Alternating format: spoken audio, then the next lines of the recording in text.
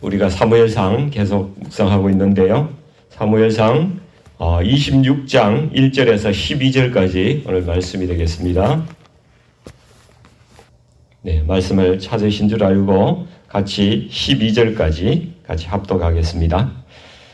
10사람이 기브아에 와서 사울에게 말하여 이르되 다윗이 광야 앞 하길라 산에 숨지 아니하였나이까 하매 사울이 일어나 10광야에서 다윗을 찾으려고 이스라엘에서 택한 사람 3,000명과 함께 10광야로 내려가서 사울이 광야 앞 하길라 산 길가에 진친이라. 다윗이 광야에 있더니 사울이 자기를 따라 광야로 들어옴을 알고 이에 다윗이 정탐꾼을 보내어 사울이 과연 이런 줄을 알고 다윗이 일어나 사울이 진친 곳에 이르러 사울과 넬의 아들 군사령관 아브넬이 머무는 곳을 본적 사울이 진영 가운데 누웠고 백성은 그를 둘러 진쳤더라. 이에 다윗이 햇사람 아히멜렉과 스루야의 아들 요압의 아우 아비새에게 물어 이르되 누가 나와 더불어 진영에 내려가서 사울에게 이르겠느냐 하니 아비새가 이르되 내가 함께 가겠나이다. 다윗과 아비새가 밤에 그 백성에게 나아가 본적 사울이 진영 가운데 누워 자고 창은 머리곁 땅에 꽂혀 있고 아브넬과 백성들은 그를 둘러 누웠는지라. 아비새가 다윗에게 이르되 하나님이 오늘 당신의 원수를 당신의 손에 넘기셨나이다. 그러므로 청하오니 내가 창으로 그를 찔러서 단번에 땅에 꽂게 하소서. 내가 그를 2번 찌를 것이 없으리이다 하니 다윗이 아비새에게 이르되 죽이지 말라. 누구든지 손을 들어 여호와의 기름 부음 받은 자를 치면 죄가 없겠느냐 하고 다윗이 또 이르되 여호와께서 살아계심을 두고 맹세하노니 여호와께서 그를 치시리니 혹은 죽을 날이 이르거나 또는 전장에 나가서 망하리라. 내가 손을 들어 여호와의 기름 부음을 받은 자를 치는 것은 여호와께서 금하시나니 너는 그의 머리 곁에 있는 창과 물병만 가지고 가자 하고 다윗이 사울의 머리 곁에서 창과 물병을 가지고 떠나가되 아무도 보거나 눈치채지 못하고 깨어있는 사람도 없었으니 이는 여호와께서 그들을 깊이 잠들게 하셨으므로 그들이 다 잠들어 있었기 때문이었더라. 아멘.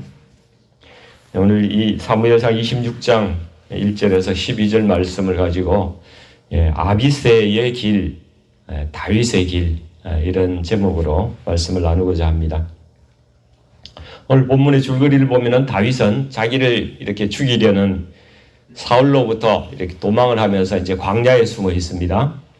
다윗이 되니 이 광야에 숨어 있는데 사울이 또 이제 군사 3,000명을 이끌고 그 광야 앞에 와서 진을 쳤습니다. 근데 다윗은 그 광경을 보고 놀랍게도 어떤 생각을 하는가 하면은 이 진영을 뚫고 그 안에 사울에게 접근하려고 단독으로 접근하려고 그런 계획을 세웁니다. 이게 현실적으로는 사실 불가능한 일이죠. 3,000명이나 되는 군사를 뚫고 그 왕의 그 천막까지 같이 간다는 것은 거의 불가능한 일입니다. 근데 다윗은 대단한 용기와 지략과 또 결단력이 있는 사람이었어요. 판세를 정확하게 읽고 있는 것이죠. 다윗의 생각은 아마 이랬을 것 같아요. 이 군사들이 정면 충돌하면 숫자적으로 절대 불리하다. 그래서 많은 사상자가 날 것이고 붙으면 우리가 이기기도 힘들 것이다. 그런 생각을 한 것이죠. 그래서 다윗이 생각해 보니까 전에 엔게디 동굴에서 용변 보러 들어온 그 사울을 죽일 기회가 있었는데 죽이지 않고 이 옷자락만 베죠. 그리고 이제 그것을 보여주니까 사울이 자기 목숨을 해치지 않은 이 다윗에게 그래도 감동을 해서 스스로 물러간 그런 사례가 있었습니다. 그래서 그것을 다시 한번 재현해보자 이런 마음이 들었던 것 같아요. 그리고 어차피 사울은 이 다윗의 목숨을 노리고 있기 때문에 혹시 내가 잡혀서 죽더라도 이 백성들은 죽지 않고 내 백성들은 죽지 않고 살 수가 있지 않겠는가? 어차피 이 전쟁은 내가 직접 나서지 않으면 해결될 수 없는 전쟁이다. 이런 생각을 하지 않았을까? 저는 그렇게 생각을 합니다. 그래서 다윗이 부하 한 사람만 선발해서 같이 가려고 제가 이제 하죠. 6절에 보니까 햇사람 아히멜렉과 스루야의 아들 요압의 아우 아비세, 이 두 사람이에요. 두 사람에게 이렇게 말합니다. 누가 나와 더불어 진영에 내려가서 사울에게 이르겠느냐? 그때 아비세가 내가 함께 가겠나이다. 지체 없이 아비세가 대답을 합니다. 참 충성스럽고 믿음직한 그런 부하죠. 이 아비세는요, 다윗의 누이 스루야의 아들입니다. 다윗이 그러니까 이 족보로 따지면 외삼촌이 되는 거예요. 다윗이 막내니까 스루야는 아마도 다윗과는 나이가 차이가 많은 아마 다윗의 누나였을 것 같아요. 그래서 이 조카들이라 하더라도 다윗하고 별로 나이 차이가 나지 않는 거죠. 다윗이 이때 20대 초반 정도 되리라고 보는데 별로 차이가 나지 않은 것입니다. 스루야에게 아들이 셋이 있었죠. 요압과 아비세와 아사헬 이런 사람들인데요. 이 세 사람이 다윗 곁에서 다윗을 지키면서 내내 같이 다녔고 왕으로 이렇게 옹립할 때도 같이 있었고 평생을 헌신하면서 다윗과 같이 싸웠던 장군들입니다. 근데 여기에 보면은 이 두 사람, 아비세 외에 또 한 사람이 나오는데 아히멜렉이라고 나오죠. 성경에는 단 한 번만 여기에 등장하는 사람이에요. 우리가 영화 촬영할 때도 지나가는 사람 1, 2, 3 이런 거 있잖아요. 엑스트라들. 딱 한 번만 여기에서 나오는데 이 사람의 역할이 뭐예요? 다윗의 요청을 받고도 대답을 빨리 하지 않고 주저주저하고 머뭇거린 사람입니다. 그리고 성경에서 사라져버렸어요.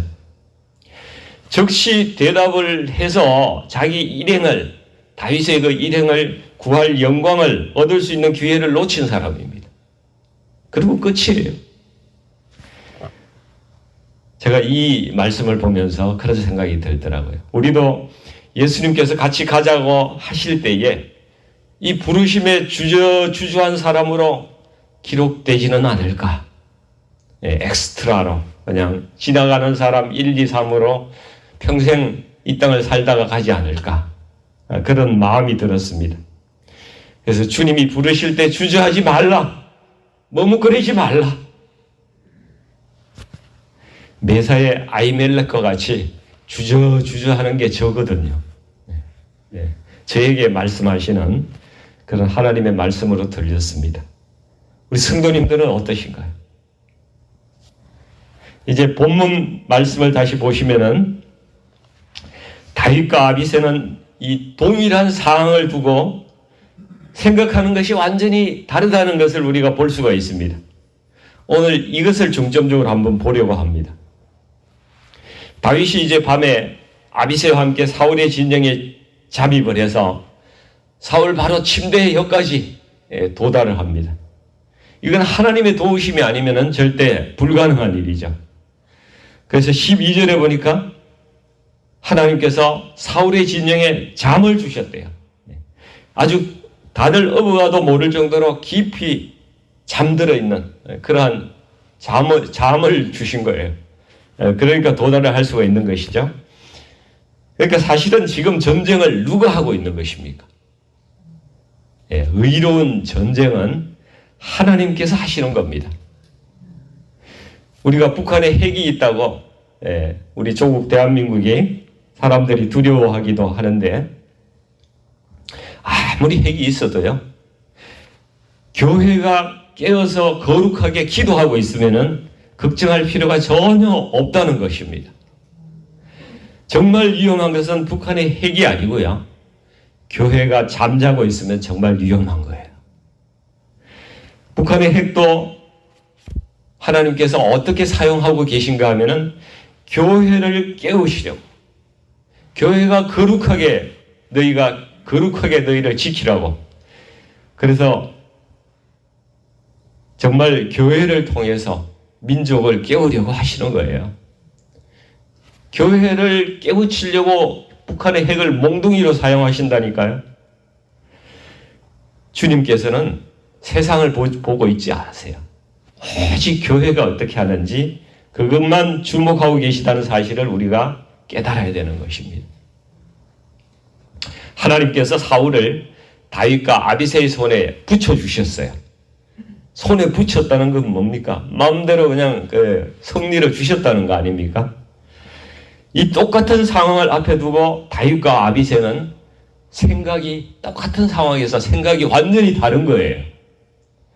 아비새는 이 기회를 놓치지 말고 사울을 죽이자고 강력하게 주장을 하죠. 8절 말씀을 한번 같이 보십시오. 아비새가 다윗에게 이르되 하나님이 오늘 당신의 원수를 당신의 손에 넘기셨나이다. 그러므로 청하오니 내가 창으로 그를 찔러서 단번에 땅에 꽂게 하소서. 내가 그를 2번 찌를 것도 없으리이다. 예, 아비새가 얼마나 능력 있는 장군인데요. 2번 찌를 것도 없어요. 단칼에 죽일 수가 있습니다. 이건 하나님이 주신 기회입니다. 이걸 놓치면요 평생 후회합니다. 예, 다윗에게 그렇게 이야기를 하고 있습니다. 이 아비새의 생각은 보십시오. 매우 현실적이고 아주 실용적입니다. 설득력이 있어요. 또 얼마나 충성스럽습니까? 내 죽음이 되는 이 사람의 생명을 위협하는 자를 내가 가만두지 않겠다. 나쁜 짓 하는 놈을 박살을 내면은 사람들이 속이 다 후련하고요. 박수를 치지 않습니까? 이 정치인들도 보면은 반대 진영의 정적들에게 심한 욕을 막 해댈수록 인기가 더 올라갑니다. 사람들이 사이다라고 막 사이다 같은 발언이라고 이렇게 박수를 치죠. 그래서 사람들에게는 시원함을 줄지 몰라도 하나님의 말씀과는 정반대의 길을 가는 사람들이 많은 거죠. 아비새는요, 자신의 감정에 따라서 생각하고 행동하는 그 인간들의 전형적인 모습을 나타내고 있는 것입니다. 자기에게 유리한 상황이 왔다고 이렇게 보면은 이것이 하나님께서 내게 주신 복이고 기회다. 이렇게만 생각하는 거예요. 여러분, 복권이 당첨되면은 하나님이 주신 복이라고 생각하죠? 내 인생을 하나님께서 바꿔주실 기회다. 좋은 기회를 주셨다. 이렇게 전부 다 생각할 거 아닙니까? 그러나 그 복권 당첨이 하나님께서 주신 복인지 화인지 잘 모르는 겁니다. 오히려 그 일로 인해서 폐가 망신한 사람들이 엄청나게 많다고 우리 들었죠. 시골에서 어느 권사님이 새벽 기도하고 이제 집에 돌아가는데 나무집 담 너머로 호박이 아주 탐스러운 호박이 딱 매달려 있어요. 하나님께서 오늘 아침에 나에게 이것도 먹으라고 주시는 선물이구나. 똑딱 떼가지고 그죠? 가는 이런 거와 똑같은 거 아닙니까? 길 가다가 지갑 주워서 아이고 하나님께서 오늘 나에게 복을 주셨네 하고 가져가는 것과 같다는 것입니다. 이런 것이 아비새와 같은 생각이라는 것이죠. 하나님이 주신 기회를 아주 단순하게 생각하는 겁니다. 하나님의 뜻이 거기에 뭐가 있는지 담겨 있는지 생각을 안 하는 거예요. 근데 보십시오. 다윗은 생각이 다릅니다. 생각의 차원이 한 수 깊이 들어가는 거예요. 비록 하는 짓이 올바르지 않다 하더라도 다윗은 하나님이 세우신 그 권위, 그거를 존중하는 거예요. 그래서 하나님에 의해서 왕으로 기름 부은 받을 사울을 자기 손으로 이렇게 죽이는 것을 거부합니다. 9절 10절 말씀을 제가 한번 읽어보시겠습니다. 다윗이 아비새에게 이르되 죽이지 말라. 누구든지 손을 들어 여호와의 기름 부음을 받은 자를 치면 죄가 없겠느냐 하고 다윗이 또 이르되 여호와께서 살아계심을 두고 맹세하노니 여호와께서 그를 치시리니 혹은 죽을 날이 이르거나 또는 전장에 나가서 망하리라. 다윗이요, 성령이 충만하니까 이런 예언적인 이런 그 메시지가 이 사람의 입을 통해서 나와요. 실제로 나중에 이 사울이 블레셋과의 전장에 나가서 죽지 않습니까? 다윗은요, 하나님께서 세우신 권위를 존중하고 있어요. 그리고 하나님의 때가 되면은 하나님께서 다 이루실 것이라는 그 하나님의 주권에 대한 믿음이 확실히 있는 거예요. 그렇습니다. 세상은 하나님의 주권과 하나님의 때에 따라서 흘러가는 거예요. 천지 창조부터 시작해서 앞으로 새 하늘과 새 땅이 이루어지기까지 모든 역사는 하나님의 때와 하나님의 정하신 그 뜻과 때에 따라서 모든 것이 이루어지고 오늘도 그렇게 진행이 되고 있다는 것 사실을 우리가 깨닫고 또 믿어야 되는 것이죠. 다니엘서 2장 21절에서도 하나님께서 왕들을 폐하시고 또 왕들을 세우신다고 이렇게 말씀하고 있습니다. 나라도 세우고 망하게 하시는 분이 하나님이십니다. 왕이나 대통령도 하나님께서 세우시고 또 사라지게 하시는 것이죠. 신약에서도 로마서 13장 1절에 각 사람은 위에 있는 권세들에게 복종하라 이렇게 말씀합니다. 권세는 하나님으로부터 나지 않음이 없나니 모든 권세는 다 하나님께서 정하신 바라. 다윗이 그걸 믿는 거죠. 성경은 세상의 권세라도 그것을 존중하라고 말씀하십니다. 요즘은 근데 권위가 존중을 받지 못하는 시대죠. 미국이나 한국 다 보면은 이 정치적으로 대립이 돼 있어서 자신이 지지하는 파가 아니면은 대통령도 권위를 인정받지 못합니다. 그러나 하나님께서는 세상의 권세를 존중하라고 말씀하십니다. 그리고 우리가 평안하기 위해서 그들을 위해서 기도하라고 말씀하시죠. 그러나 사도행전 5장 29절 말씀을 보시면요, 조금 달라요. 세상의 권세가 만약에 하나님의 말씀에 어긋난다면은 하나님 말씀을 따라야 한다고 사도행전에 말씀하고 있습니다. 그래서 결론적으로 세상의 권세에 대한 성경의 올바른 관점은요, 기본적으로 우리 그리스도인들은 이 나라의 위정자들이나 이런 사람들의 권위를 존중하고 우리가 평안하기 위해서 그들을 위해서 기도해 줘야 된다는 것입니다. 그러나 개별 사안에서 하나님의 말씀에 어긋나는 입법이나 행동이 있을 때는 거기에 대해서는 분명히 반대의 목소리를 내고 질타하고 이렇게 나서는 것이 그리스도인들의 올바른 태도라는 것입니다. 다윗으로 돌아가 보면요, 다윗은 어떤 삶의 원칙을 분명히 가지고 있던 사람 같아요. 삶의 원칙이 자기가 행동하고 말하고 살아가는 라이프 스타일에 대한 원칙이 있는 겁니다. 쉽고 편안한 길을 택하기보다는 정말 옳은 길이 뭔가? 예수님이라면 정말 어떻게 하셨을까? 하나님이 기뻐하시는 일이 뭘까? 이거 늘 생각하고 자기 삶의 원칙으로 삼고 그에 따라서 살아가는 것입니다. 그래서 아비새가 주장한 방식대로 사울을 그냥 죽여버리면은 참 쉽고 편안하게 살아갈 수 있음에도 불구하고 그렇게 하지 않고 어렵게 지킬 것을 지키면서 돌아가는 겁니다. 삶을 그렇게 살아가고 있는 것입니다. 예수님께서 마태복음 7장 13절 14절에서 말씀하시죠. 좁은 문으로 들어가라. 멸망으로 인도하는 문은 크고 그 길이 넓어서 거리로 들어가는 자가 많고 생명으로 인도하는 문은 좁고 길이 협착하여 찾는 자가 적음이라.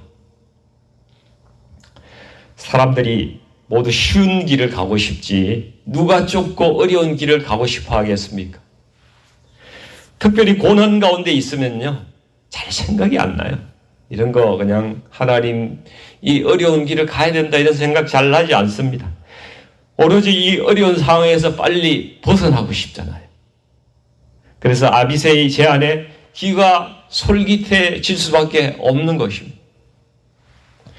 그러나 우리가 아무리 힘들더라도 삶의 분명한 원칙을 견지하고 우리가 살아간다면 하나님께서 우리를 반드시 붙들어 주시고 우리의 어려운 고난도 해결해 주실 것이고 우리와 함께 하신다는 사실을 우리가 믿고 나가야 된다는 것입니다. 좁은 길 가기가 쉽지가 않습니다. 나 혼자 살면요, 그나마 좀 쉬워요. 근데 세상에는 다른 사람들이 많잖아요. 나하고 어울려서 살아가는 사람들이 많기 때문에 나를 항상 힘들게 하는 사람들이 세상 가운데는 있는 것이죠. 오늘 다윗을 보십시오. 자기를 죽이려 하는 사울에게 아량을 베풀지 않습니까? 이게 쉽지 않은 선택입니다.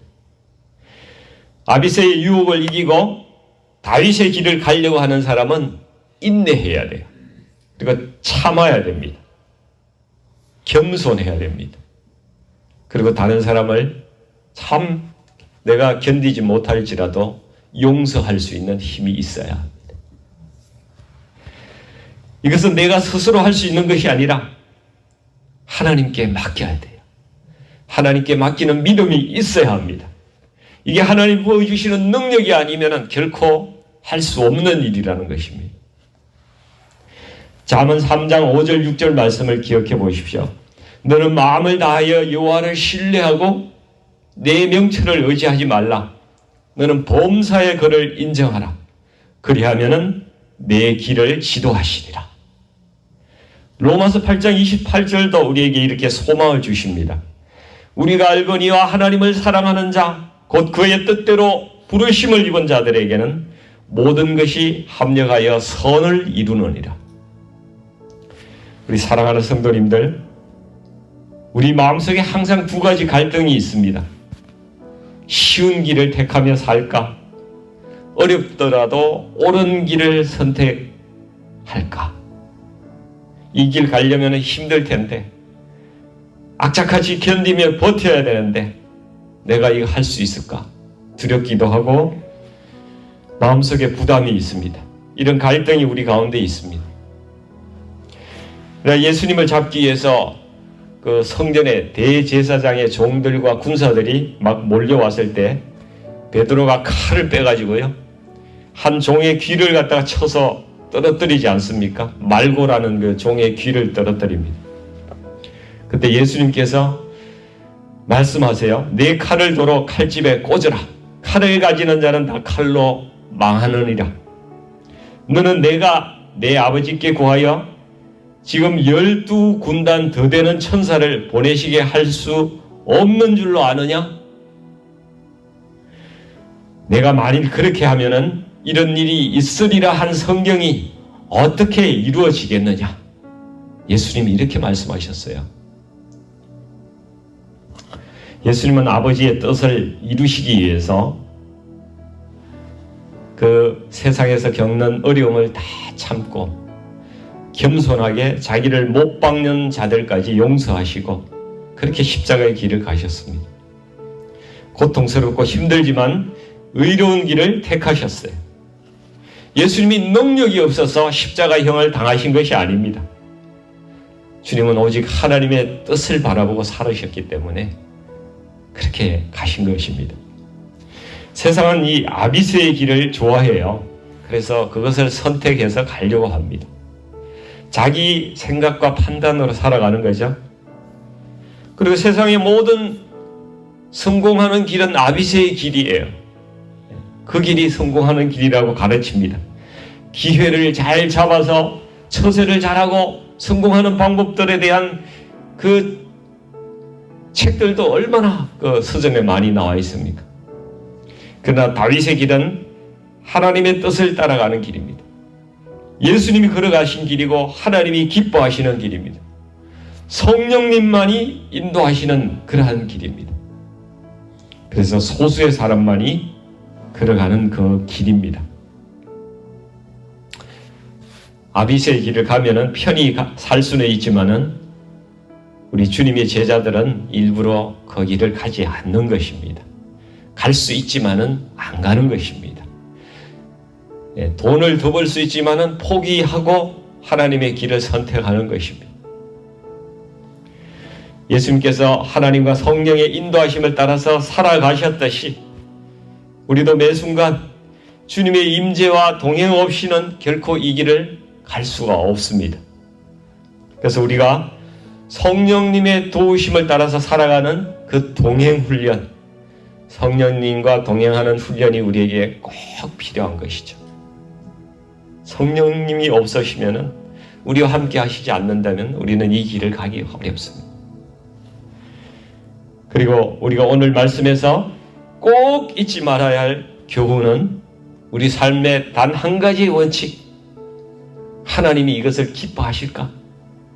하나님의 뜻일까? 이거는 잊지 말아야 되는 것입니다. 이것을 꼭 생각하고 내가 말할 때 이 말이 정말 하나님께서 기뻐하실까? 내가 이런 행동할 때 하나님께서 정말 이것이 하나님의 뜻일까? 결정하고 살아가는 것입니다. 이것을 내 삶의 절대적인 기준으로 세우고 절대 타협하지 말고 우리 주님을 신뢰하며 살아가시기를 주님의 이름으로 간절히 축원드립니다. 같이 기도하겠습니다. 아버지 하나님, 저희가 다윗처럼 삶의 기준을 명확히 해서 그렇게 살아가기를 원합니다. 우리가 내 생각으로 쉽고 편한 길이 눈에 보이더라도 그 길을 선택해서 살아가는 것이 아니라 하나님의 뜻이 무엇인지, 하나님이 정말 기뻐하시는 일이 무엇인지 그것을 분별하며 사는 사람이 되게 하여 주시옵소서. 성령님 함께하여 주셔서 우리가 정말 성령님의 인도하심을 따라서 주님의 뜻대로 사는 저희가 되게 아버지 하나님 도와주시옵소서.